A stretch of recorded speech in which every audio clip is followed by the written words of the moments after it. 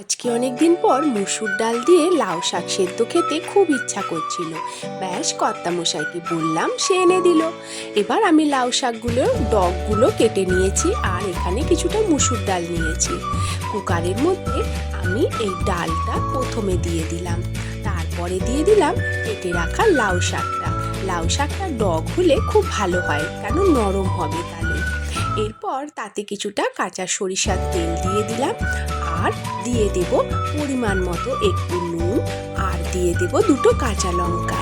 এবার সব কিছু দিয়ে কুকারের মুখটা এঁটে আমি এতে 2-3টে সিটি মেরে নেব। হ্যাঁ বন্ধুরা, তোমরা কে কোথা থেকে আমার ভিডিওগুলো দেখছো কমেন্ট করে জানিও। আর আমার চ্যানেলটিকে এখনো যারা সাবস্ক্রাইব করোনি তারা চ্যানেলটিকে অবশ্যই সাবস্ক্রাইব করে দিও। এই দেখো, আমার মসুর ডাল দিয়ে লাউ শাক সেদ্ধ রেডি হয়ে গেল। এটা অসাধারণ লাগে।